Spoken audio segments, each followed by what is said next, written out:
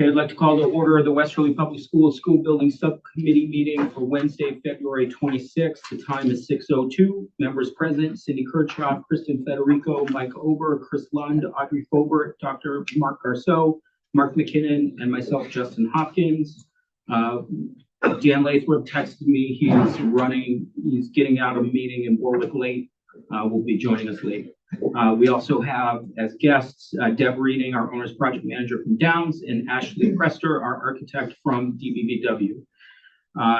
First order of business is approval of meeting minutes from February 12th.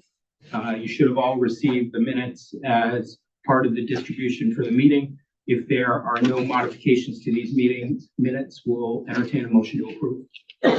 So moved. Second. Okay. Any further discussion? Hearing none. All those in favor? Aye. Any opposed? Any abstentions? One abstention. All right. Next item on the agenda is public comment. We do not have any members of the public with us. And we do not have any approval of invoices tonight, correct? Okay, great. So we'll go right to item number 6, owner's project manager / architect update. Thank you, Justin. So just an informational item for everyone. We did utilize our change order review group, and it was about 2 weeks ago now, for approval of change proposal number 44 for tower construction. This was in the amount of $4,900. This was to remove the mastic waterproofing of the exterior foundation wall. It's in the area where they're cutting through for the electrical service to bring the conduit through. When they did excavate over there, they found this black mastic material. We had it tested and it was hot, so they had to go in and abate it. So that was approved. We gave them permission and they went ahead and did it. That change proposal is now included in the change order, which Ashley will be presenting shortly. We do have some action items here, which are all Ashley's. The first you are. First we are. You are. So if you want to talk about furniture? Yeah, there's only 2 slides really. I can present them too if you want.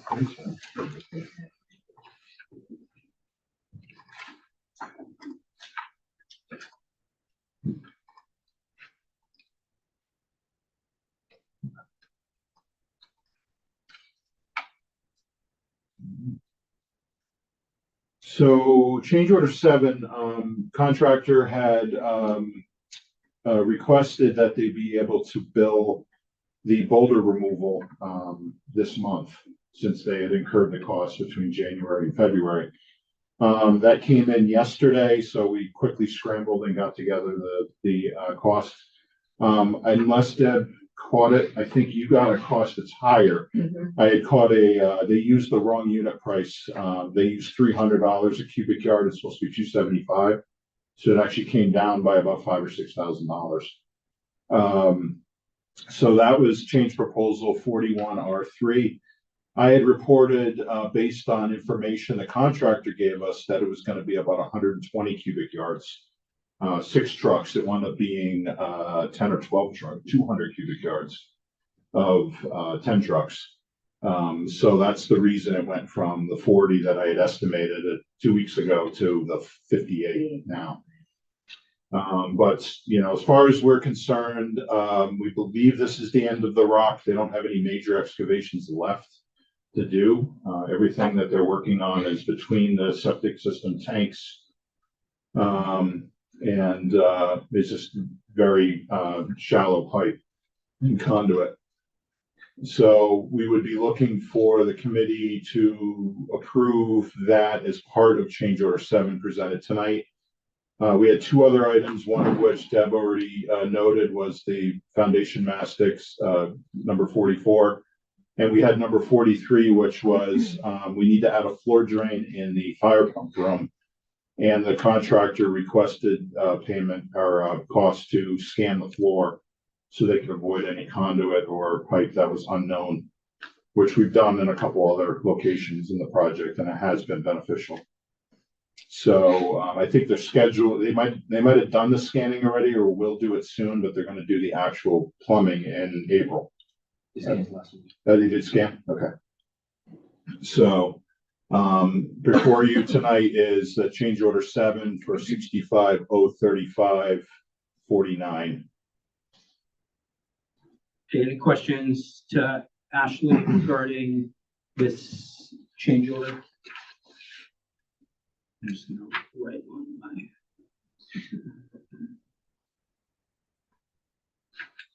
Okay, you need a formal motion from the building subcommittee. Yes, please. Correct. Okay. So moved. Second. Okay, any further discussion? Hearing none, all those in favor? Aye. Any opposed? None. Okay. So we're still, well within our contingency right now for that work, by the way, so. And the other good news is that we should have no more rock to remove at State Street either, so hopefully we're done with property. So the other item is that I had reported last meeting that we were getting quotes from WB Mason. We got those quotes in on Monday.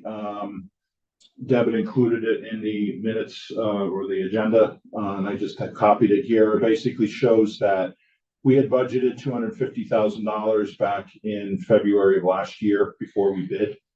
And with the IT budget that Mike had put together with help from us to tell him what items we were planning on having him provide, and the WB furniture quote, we're under budget. We're at $236,189. That does include a 10% fluff for the technology, just in case there's any shipping or unknown things in there. And we still have obviously a little bit of money if we've missed some little items. So I'd like this committee to authorize us to go for procurement of that to get in line for the media center specifically, but the whole furniture package. So moved. Second. Any further discussion? Any questions? Can we be reminded who played a role in picking the furniture? It was Audrey. There was 2 different media center people. Kristen was part of it, and then there was a SPED teacher as well that was involved, because we had the psychologist and the social workers and the small group instruction rooms at Springbrook. Excellent, thank you. Specialist, right? Yes, yeah. Okay, great. You guys don't have, obviously, this all is good. We circulated it. We got signatures. I can provide the meeting minutes and the layouts and signatures for anybody that wants it. It's public record. So. Okay, well, we've got a motion on the table with a second. All those in favor? Aye. Any opposed? None. That's it for me. And I appreciate that.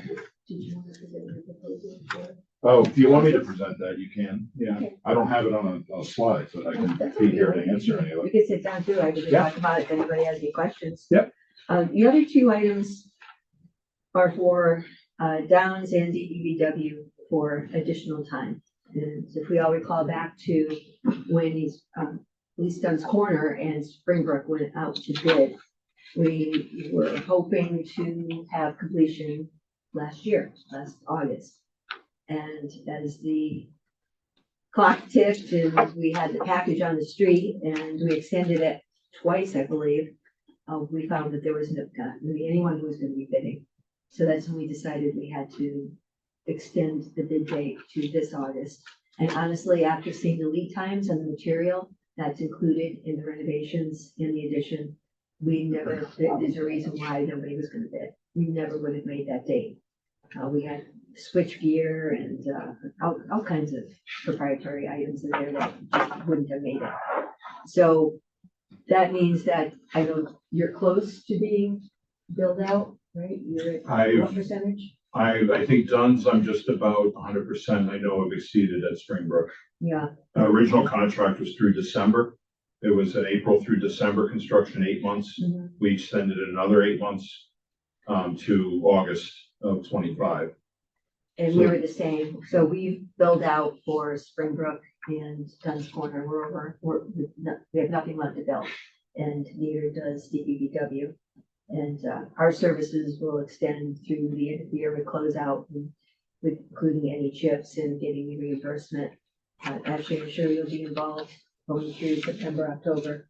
Yeah, no, I basically took the closeout portion and slid it to the fall, and we're just Okay. talking about the 30 additional weeks between January 1 and August 22nd.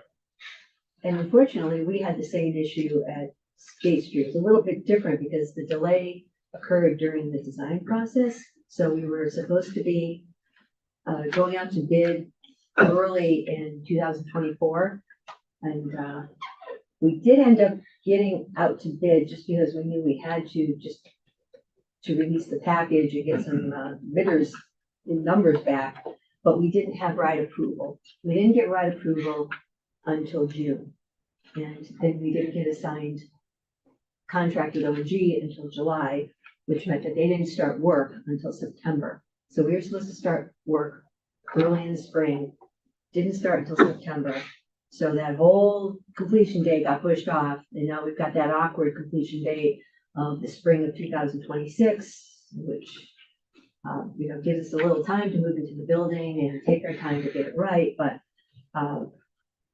that means we're still looking at the same thing. We can't take down the building until you're out of it in June, and then we go through the demolition and through the remainder of the site work.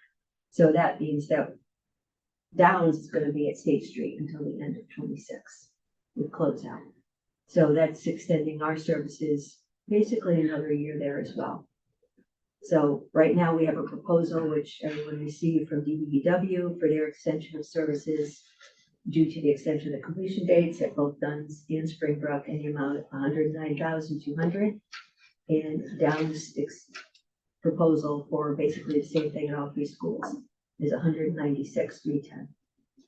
And Justin requested that I create a budget reflecting the impact of those numbers on our contingency. And right now we're at 5.04% total contingency across all three schools. Those two increases would bring us to 4.42% contingency. So in numbers, it looks like if these are accepted by the building subcommittee, our total surplus and contingencies would remain at $2,286,006, correct? Mm-hmm. Which hopefully we're past all big items at Duns and Springbrook. We're past the rock removal. We haven't been discussing any expensive items. I mean, we haven't had any change orders yet for State Street, but there are some change proposals in process. None of them that are going to be big numbers or don't have an option to reduce the number. So I don't see anything forthcoming right now that's going to be a big hit. So from your perspective, this takes us through the completion of the projects for everybody that's involved. I specifically asked, if there's an extension of time request for Downs or State Street. TSKP is not looking for an They additional. have never mentioned it to me about it. It was during the design process, so I'm not sure how they are figuring that in. I know the team that is on the project now, which is basically Andrea and John, they weren't really supposed to kick in until construction started anyway, so it's basically the same duration for them. They came on board last fall instead of last spring. Okay.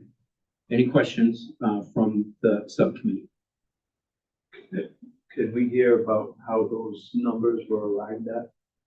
So I included the matrix in there from our original, our contract, which was 700. There it is. Original contract price was $706,640. And we have the hours in there that were figured in, and that was done by Joe DeSanti back in 23. He had a different monthly rate, an increased monthly rate higher than what I've been carrying.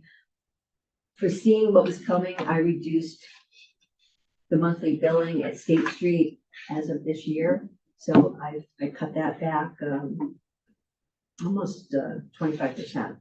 And it's gonna stay at that rate for the remainder of the project. So what I did was I just took the same rates for Dunn's Corner and Springbrook, brought those out. You know, the last few months, we drop it down as we're not on site every day and it's closeout items. So we're billing for the same amount through August of this year. And it would be the same thing for State Street, that reduced rate that I reduced it back in January. We'd be bringing that through August of next year. And for the architectural fees, I'm tracking 2 days of my time and 1 day of Pedro, my job captain. So we took those rates at 30 weeks. We're contractually required to hold the rates that we presented in our original RFQ. So that was the 2023 rates. Our rates are about 30% higher now, but you're getting the reduced, about 30% reduction because we're on the older rates. Thank you.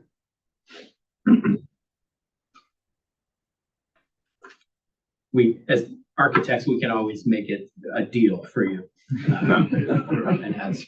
That was gonna be my next question. Is this negotiable or these? I think, The better question is this in line with, what you would expect, Justin? That was gonna be my question. I mean, you guys are assuming a monthly burn rate, right? That is consistent with the work that you've been doing. So it didn't, unfortunately, it's a matter of the calendar and, you know, I think for 2 of our projects, I think it's beneficial to make sure that we maintain some continuity of the folks that are in the field. I mean, you guys are living this right now. It's not, we went over some of the issues at our last meeting, but I mean, I did notice in the in-depth assumptions, you know, over the summer months, you know, we're looking at an uptick in the amount of presence at the buildings. That was for an option. Well, we did meet, just for an update for everyone who's interested in Dunn's Corner specifically. We did have a meeting and that included our safety officer, John Prioli, and Joe DeSantis.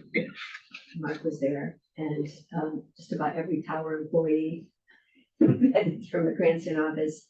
And we went over the recent events, incidents, went over their incident reports, and we word for word relayed your message, Justin. So they know exactly where they stand right now. So in consideration of that, Joe had, after he reviewed this with his recommendations, he suggested that we also give an option for additional time on site for the summer months. I personally, from being so close to this project, I know money's always been an issue. I will be on site until our super, whether that's approved or not. So don't feel as if that is not something we can afford, that there's going to be any risk involved. Everything will still be covered. I mean, at this point, I think it's important to itemize what that additional time would be. I think I'm of the opinion now that if we have a contractor that's requiring additional oversight, I'd be more interested in back charging that contractor for the time. Agreed. So, agree. So I don't think it should come out of our particular contingency. I'd say they've gotten the message. They've changed up their team. There seems to be some very positive changes going on with them. I'd say we'll see how it goes over the next few months, and we have that option to reconsider or come up with a different plan if we need to before the summer hits. Justin, this might be exactly what you just said, but I just wanted to make sure that none of that is, that we're not being charged more for errors that were made on the part of the. No, what this represents is basically these guys staffing, you know, there's not, you know, they're showing us the hourly rates. They're showing us the assumptions of how much time they're spending a week, which translates to a cost a month. That amount has been consistent throughout the project. And it's basically prorated forward on our extension of time. So it's, if this was a 1 or 2 month time extension, then it's, it's obviously the cost is much more de minimis. But this is a full 8 months that we're talking about for Dunstan Spring. So the reason why it's important to address this now is because, this is a lot easier to address when we have a contingency like we have now, just as from an owner perspective. But at the same time, as we start getting towards the end of these projects, I think we need to start planning on if there are funds that are left over in the budget, and if there are triggers that we can pull for different things to do at these buildings. I'm not of the opinion that we should be giving any money back to the town. So there's plenty of work that we can be doing here, whether it's items that have been identified in the capital improvements plan that we may be able to fund from this. If it's additional furniture, we may be able to fund that. Yeah, there's actually a rekeying both Duns and Springbrook. Mark has done a lot of upfront work, and now we're getting ready to issue that to the contractor to have them know what the price is on that. So there's some of that stuff starting to trickle down. We just have to be, mindful that we still have quite a ways to go at State Street, and we need to make sure that we are protecting ourselves there. I mean, I feel much better now that we're out of the ground and we're actually building on top of ground now, that we should be able to limit the amount of stuff. Within the demolition number on State Street, we're still carrying the worst case scenarios for PCB removal. So we may see some additional economy once we actually get in and start demolishing the building. So it's always hard to ask for more money. Trust me, it is, because these guys have been partners with us for a couple of years now. To me, this is a very kind of straightforward request that's related to the amount of time that we're here. Nobody likes to spend more money, but nobody also likes to not have our professionals on site when we need them. Are there any other questions or discussion points?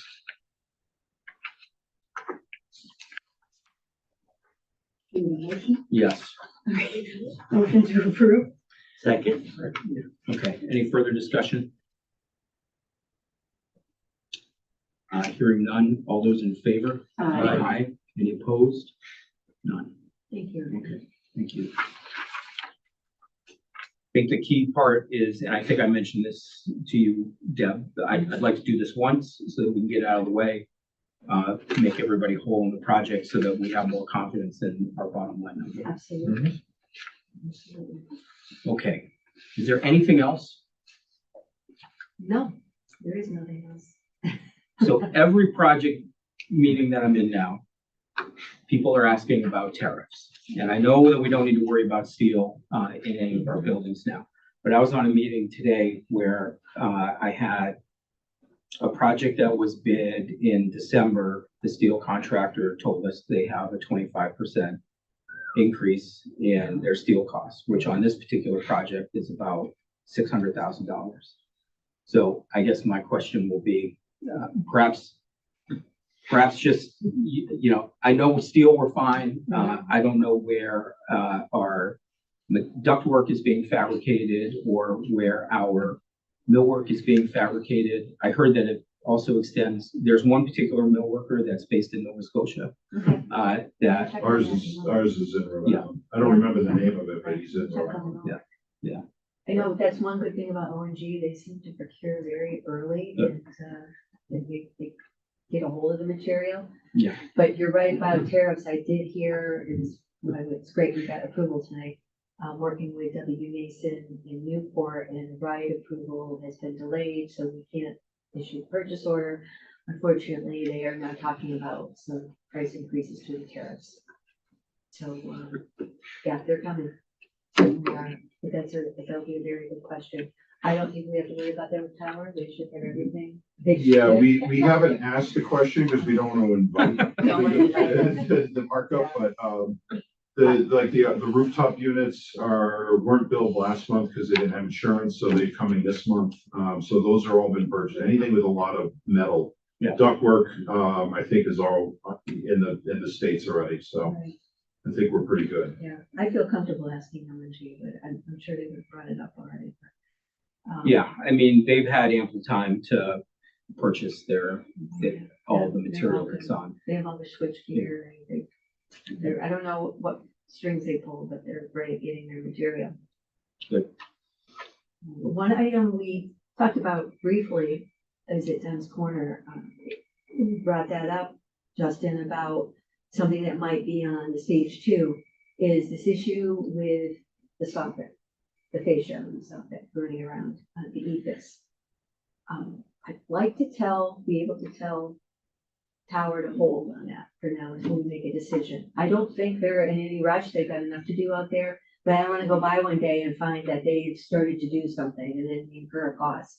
But we do have money in the stage 2 now to replace that with something different instead of just putting a Band-Aid on it. It's $100,000.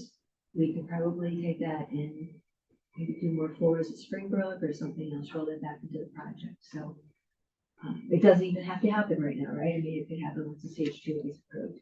So, Mark, how do you feel about that, Mark? I mean, it is an eyesore. I know it would be nice to get it done sooner than later, but I would like to find out if there is the water infiltration that they were worried about. Okay. If not, then maybe we go forward with it. okay. I think a little bit more investigation. Yeah, we had talked about once the snow and ice was off that lower roof, getting some ladders up there, so we can get that into the soffit and test it out. Yeah, obviously, if there's moisture there, then we know, but if there's nothing there, then maybe we talk about when you have a lift on site. Yeah, that's the thing is that we will incur, they've already prepared shop drawings for that, so there might be a little bit of cost that we've incurred. The big cost is going to be if they need to bring a lift in order to investigate the soffit around the whole building, because they don't have that on site right now. So we can at least observe the 50 feet or so on the high to low roof. But if we want to do a full analysis around the whole building, including the high part of the gym, it would need a lift on site, so we would incur those costs. But it's still small numbers in comparison to the $100,000. So this is the 100K that's already encumbered in towers. It was an alternate that was delayed until we waited to see about State Street. We issued it as a change order. So it wasn't an adopted alternate during the bid. So we could just pull that back from the total cost of the project. Do we have a lift in the district? I have to. Oh, we gotta get you a lift. All the guys that says lift. You have a lift. I got a trailer. You want a 5-knuckle articulating Yeah. 75-foot boom. All right, well, let's kind of figure out the means to. Yeah, we will. I think the first step would be the easiest thing. Go up in the ladder with a moisture meter. If there's moisture in one area, then we know we gotta replace that anyway, so that's easiest. If there's nothing here, then we'll go back to plan B. Correct. Okay. Anything else? Good. Okay, next item on the agenda is capital projects update. I want to show you the update from the locker rooms. They are closing out this week. These are a little before and afters. This was the boys' side, which was used more as storage than anything. This was their shower area.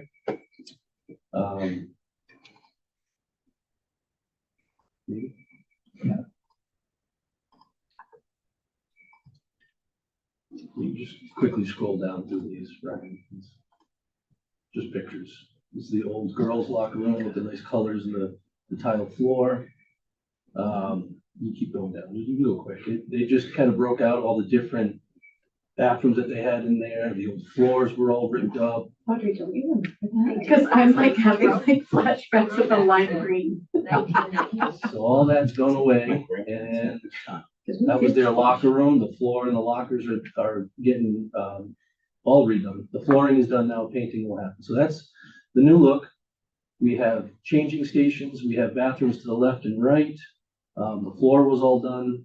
The last piece of the puzzle, the painting will happen over April break. I need to give them 4 days of no access. We've got ADA bathrooms, bathrooms and showers, individual rooms now for them on both sides. So quite a bit of an upgrade for these guys. So hopefully they'll appreciate it and take care of it and last for a while. Nice job. The other project that we're trying to complete fast and furious is the vestibules. We had a very productive meeting with the fire marshal. We still have to go before the board for the variance, but we believe we will go there with a plan of action that we both agree on. Sounds Good. Good. That'll likely happen. It's first come, first served. Maybe we might be pushed out to April at this point or end of March before I meet with you guys. Okay. Okay. And we, so we mentioned at the last meeting, stage 2 application was submitted to RIDE. Will probably be another month or so before we hear comments, I'm guessing. I think they took about a month altogether in stage 1. Obviously, stage 2 is a lot more detail, but yeah, hopefully within a month we'll hear. So, you know, can't anticipate what kind of questions we're gonna get, but there may be, Mark, you may want to just by yourself prioritize what is in the stage 2 in case they start asking questions about what. My assumption is that they may ask, you know, is it realistic to, you know, even get half of this work done, you know, over the course of 5 years, or so they may ask for some additional information of funding strategies, or, you know, maybe backing off some of the stuff that's in there. So just think to yourself, what are the, you know, if you were going to start through a process of elimination, is which one would you give up first, second? Any other questions for Mark or Deb? Mark, are we all set with the roof? We have the letter of intent for the middle school. Is there any vote or anything, or it's all set? I don't know if it needs a. Do we need a vote, Justin, to award the contract to DPW for the middle school roof? Technically, I don't think we do. I think we have in the past. You know, we're kind of in this limbo.